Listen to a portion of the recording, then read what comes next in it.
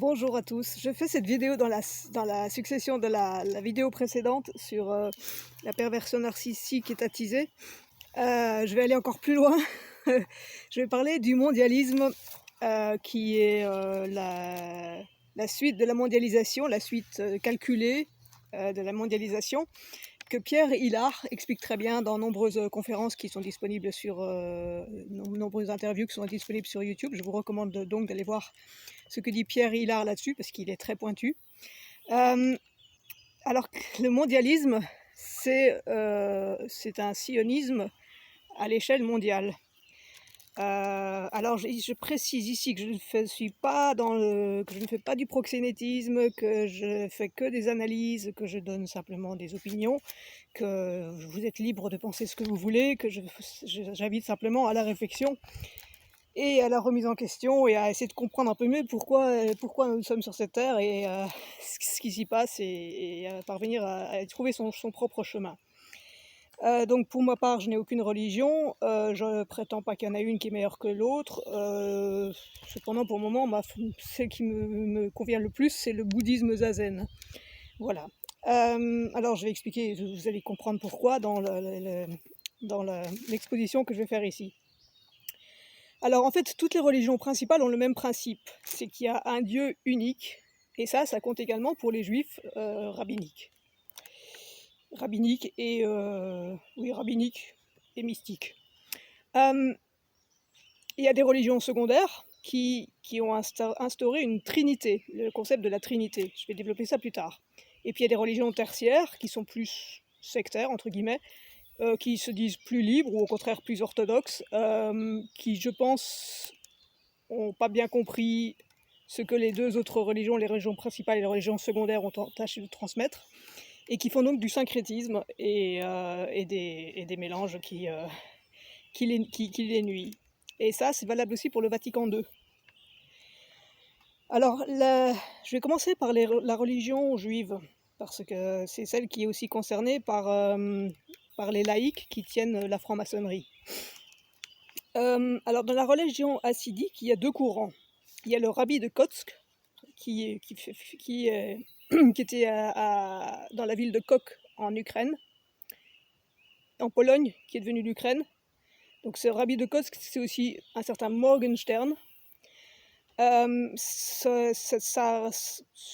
courant à lui prône la joie, la ferveur, la communication directe avec Dieu.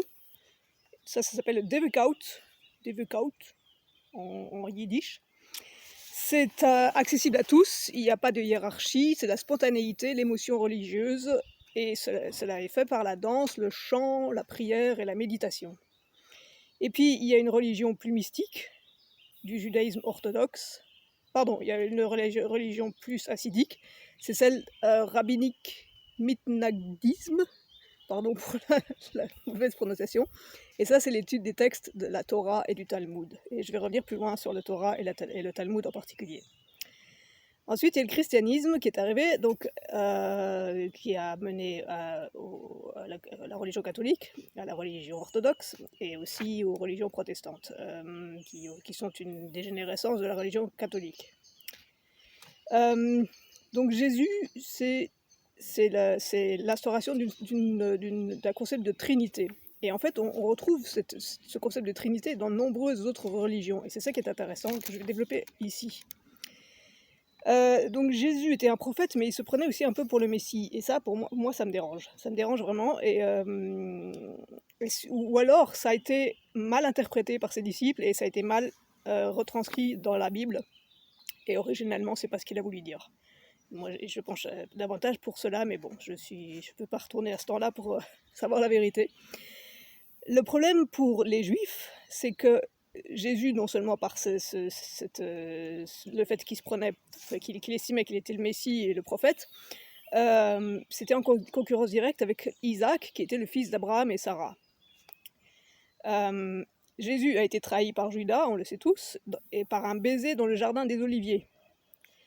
Par Judas, il a été vendu aux Romains pour de l'argent. Judas était un trésorier cupide, violent, voulant une révolution. Il s'opposait à la crucifixion de Jésus. Il voulait vraiment une guerre entre le peuple juif et la gouvernance romaine de l'époque. Et donc c'est pour ça qu'il a trahi Jésus, et aussi parce qu'il était cupide d'argent et parce qu'il était pervers narcissique en gros. Donc voilà, Judas a été traître. Donc c'est les Romains qui ont crucifié les Juifs, et pardon, c'est les Romains qui ont crucifié Jésus, mais c'est les Juifs qui ont donné Jésus aux Romains, par le biais de Judas. Et donc Ponce Pilate, qui était l'ordonnateur romain, il pensait que Jésus était innocent, mais comme on était proche des meutes, il a décidé à la crucifixion de Jésus néanmoins. Alors il faut savoir que pour les Juifs, le sacrifice, c'est en tout cas pour les Juifs laïcs, j'ai l'impression que le sacrifice, c'est une façon pour eux d'avoir une rédemption de tous leurs péchés à eux, de toute leur déviance et décadence. Donc au lieu de faire le travail sur eux, ils vont sacrifier quelqu'un d'autre ou quelque chose d'autre, un animal ou un homme ou un humain ou un enfant. Et comme ça, par ce biais-là, ils vont, soi-disant, dissoudre leurs méfaits et se racheter comme ça. C'est ça leur concept. C'est ça le concept et c'est ça qu'on retrouve dans le Talmud. Alors, les chrétiens, ils accusent les juifs de déicide, parce qu'ils estiment que Jésus, c'est l'incarnation de Dieu. Et ce que les chrétiens n'ont pas compris, c'est que Jésus disait simplement que nous sommes tous des incarnations de Dieu, que nous sommes tous des Jésus, que nous sommes tous des dieux, que nous sommes tous une conscience incarnée. Et ça, les chrétiens, ils voient toujours Dieu à l'extérieur, et ils voient toujours Jésus, ils le mettent sur un piédestal, et ça c'est intéressant par rapport à l'idolâtrie dont les juifs sont contre. Pardon, c'est compliqué, mais voilà. Et où est-ce que j'en étais ? Donc pour moi, c'est ça le problème, c'est que les chrétiens n'ont pas encore compris que Dieu, il est partout, mais il est aussi en eux, que c'est la conscience. Et c'est ce qui explique la psychologie transpersonnelle, c'est ce qui explique les neurosciences.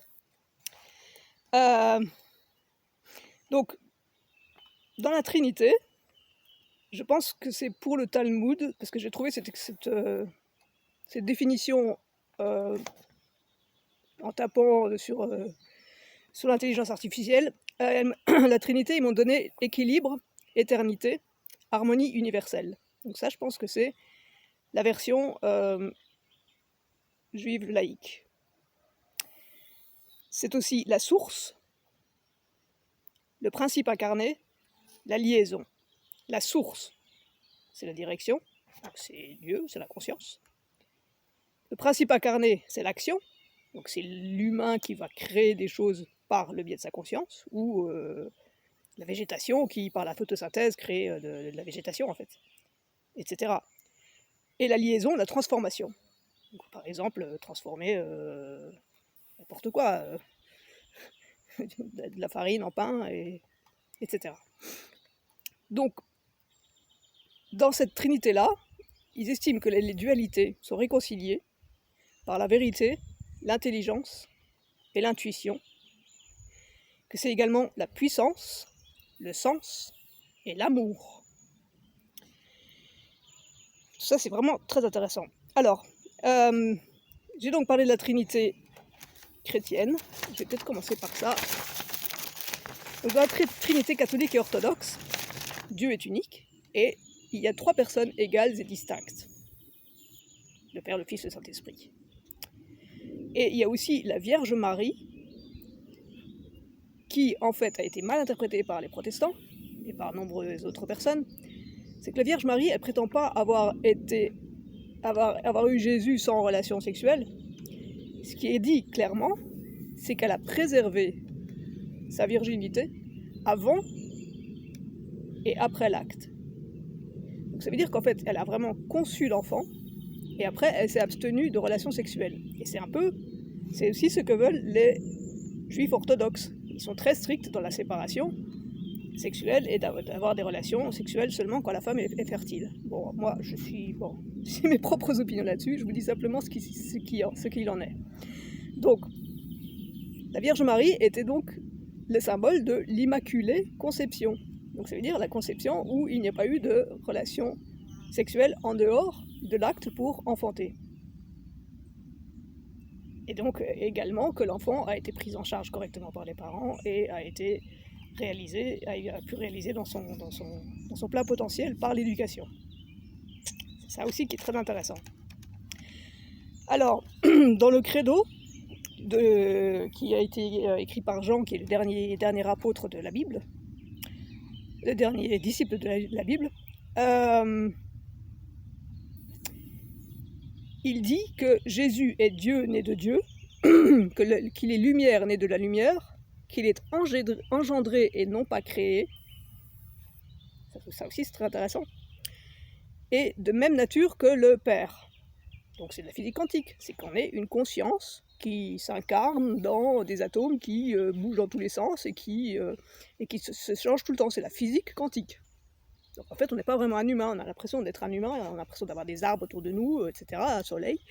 Mais tout est physique quantique, tout est conscience. Donc Jésus avait compris ça, mais il n'a pas réussi à transmettre ça à ses disciples correctement, qui ont mal interprété ça depuis des siècles. Donc je continue dans ce credo. Donc il est de même nature que le Père, et par lui, par ce Père, par le Dieu, par la conscience, tout a été fait. Alors, pour les autres trinités, c'est intéressant parce qu'il y a dans l'hindouisme. Donc c'est intéressant parce qu'il y a le bouddhisme et l'hindouisme. Et l'hindouisme est polythéiste, et il a tendance à créer... Il est aussi dans la dualité complète où on va chercher le Dieu à l'extérieur. On va idolâtrer. Dans l'hindouisme, il y a Brahma, Vishnu et Shiva. Donc là aussi, c'est cette trinité hindouiste. Alors Brahma, c'est la création, la passion, la terre, la manifestation, le peuplement de l'univers. Vishnu, c'est la préservation, la conservation, la vertu, symbolisée par l'élément eau. Shiva, c'est la destruction, la transmutation, la dissolution, la transformation, l'ignorance, symbolisée par le feu. Et là, je fais un parallèle avec l'acronyme franc-maçon vitriol, V-I-T-R-I-O-L, qui a également une signification latine, qui est la transmutation avec la pierre philosophale. Donc voilà, ça a été récupéré par la franc-maçonnerie. Donc l'hindouisme est polythéiste, duel, séparant à chaque fois les trois. Donc il y a l'eau, le feu, la terre. Et les juifs laïcs font la même chose. Ensuite, il y a chez les Égyptiens la même chose, et c'est ce qui a été repris par la franc-maçonnerie, notamment lors de la cérémonie des Jeux Olympiques à Paris. Il y a Osiris, Isis et Horus. Osiris, c'est le premier pharaon qui a instauré la justice, qui a été assassiné par son frère jaloux Seth. Isis a reconstitué les corps d'Osiris qui avait été tué, qui avait été coupé en 14 morceaux. Et Isis a procédé ainsi à une résurrection brève d'Osiris pour enfanter Horus, qui est donc et qui ensuite venge son père et devient le nouveau pharaon terrestre. Donc tout ça aussi c'est repris par la franc-maçonnerie. Alors on va voir du côté des Grecs, il y a hypostasie et ousia. Hypostasie, c'est la personne, l'incarnation, et ousia, c'est la substance, la conscience, l'éther. Et donc pour les Grecs, il y a également un ousia et 3 hypostasis. Alors ce qui est intéressant aussi, c'est dans les icônes de la Trinité de Roublev, donc christianisme orthodoxe. L'or, c'est Dieu. Le rouge, c'est le sacrifice. Le vert, c'est la vie incarnée. Et le bleu, c'est la vie éternelle, le Saint-Esprit. Tout ça, à nouveau, c'est repris par les juifs laïcs, la franc-maçonnerie, le libéralisme, qui considèrent que l'argent est la toute-puissance et que le rouge, le sacrifice, donc il faut sacrifier Dieu, il faut sacrifier Jésus, il faut sacrifier les femmes et les enfants et les animaux pour eux.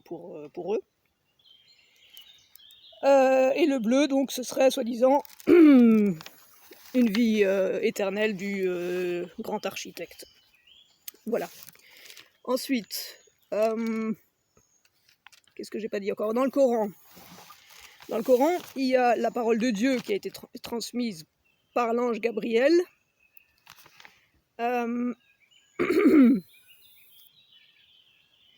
C'est l'unification des peuples musulmans et c'est l'abandon du polythéisme. Donc là aussi, ça a déplu, ça a déplu aux Juifs. Et donc Mohammed s'est déclaré prophète et ces enseignements sont les derniers enseignements abrahamiques. Donc voilà pour un tour d'horizon. Alors le gros problème, c'est que les Juifs, ils sont en diaspora, ils se cachent parce qu'ils ont été persécutés de tout temps. Donc il y a beaucoup de Juifs qui se sont convertis, entre guillemets, au christianisme ou à la religion musulmane, mais qui en fait sont restés juifs, mais qui ne le disaient pas. Et qui donc continuaient la diaspora, et continuaient à survivre ainsi. Et il y a aussi nombreux juifs qui sont juifs et qui cachent qu'ils sont juifs, qui cachent qu'ils sont francs-maçons et qui prétendent par-ci par-là, de temps en temps, qu'ils sont chrétiens ou pro-christianisme, puis ils sont pour la crèche à Noël. Ils envoient des petits écrans de fumée comme ça. Ils sont pour la crèche à Noël, comme ça les chrétiens se battent contre les musulmans. Voilà, ça crée du chaos, donc c'est bien. Mais la crèche, c'est jamais qu'une tradition folklorique. On est très loin des enseignements des vertus qu'ont essayé d'enseigner les prophètes à différents temps dans l'histoire. Et les différents prophètes, il y en a eu aussi en Europe, il y a eu Nietzsche en Allemagne, il y a eu Descartes en France, et il y en a eu nombreux autres.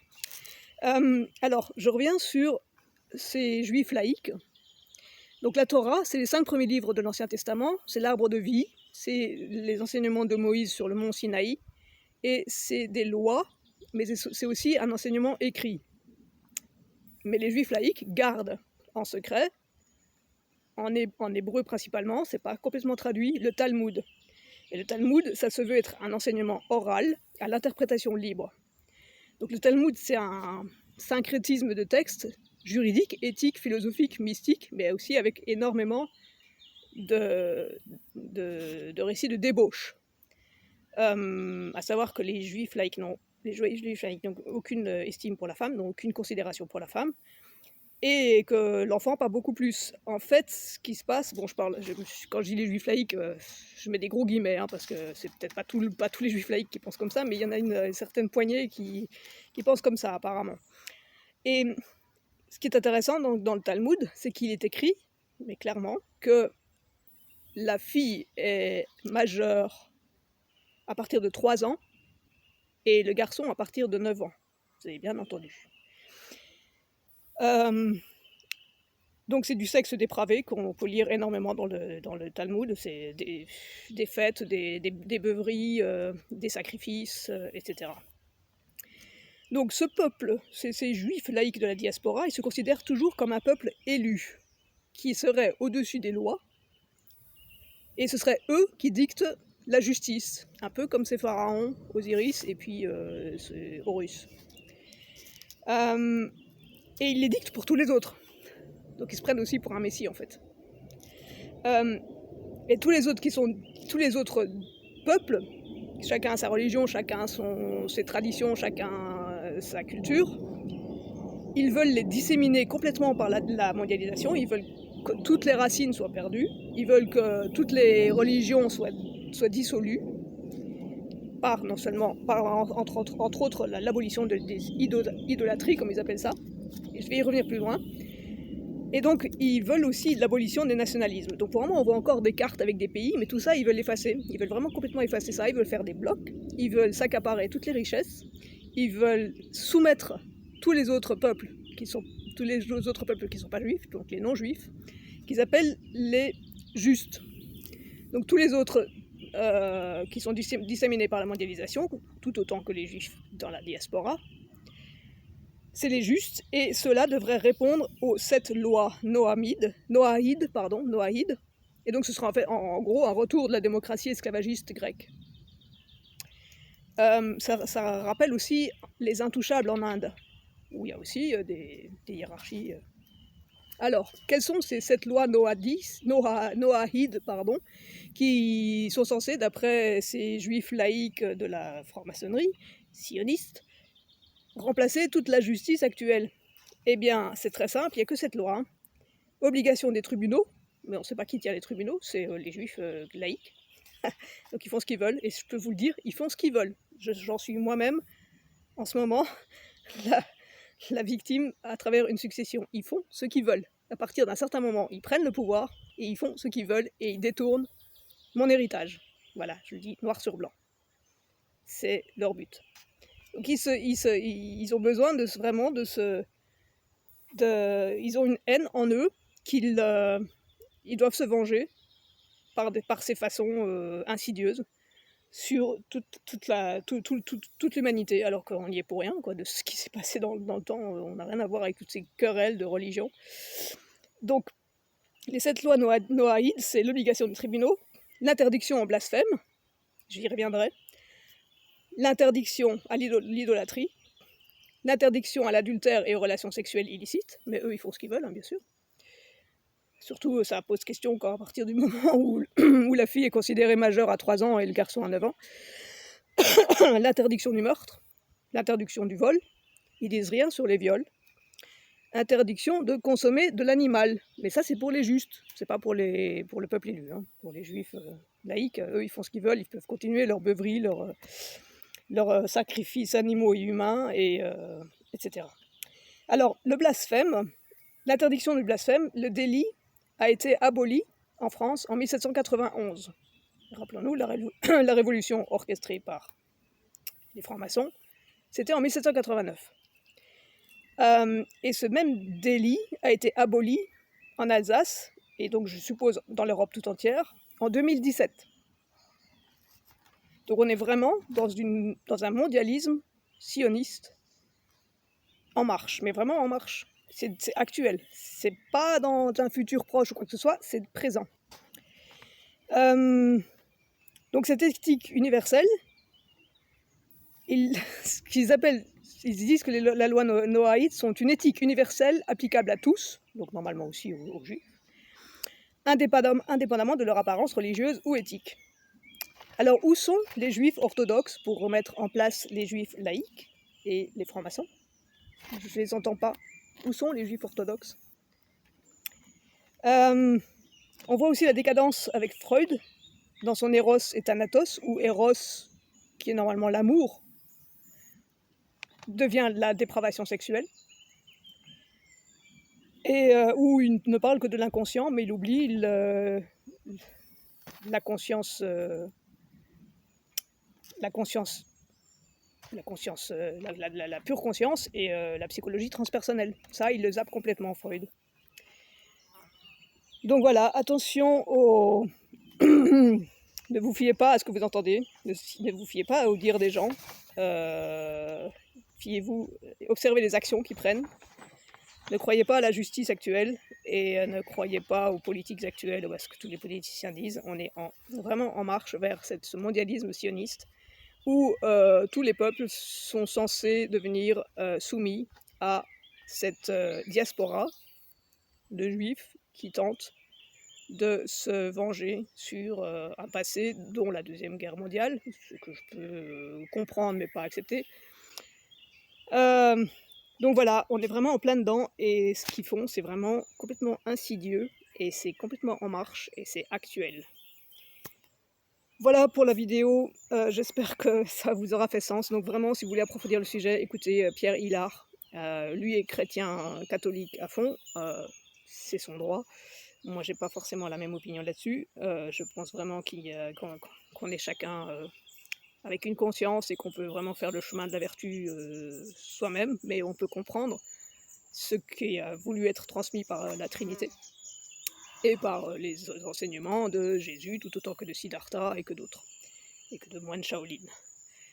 Voilà, la vidéo est déjà assez longue. Si vous aimez le contenu de mes vidéos, mettez des pouces bleus pour faire monter les algorithmes, parce que mes vidéos ne sont pas assez vues sur YouTube. Abonnez-vous, laissez des commentaires, faites suivre le lien des amis, pour les mêmes raisons, et je vous dis à la prochaine vidéo. Merci!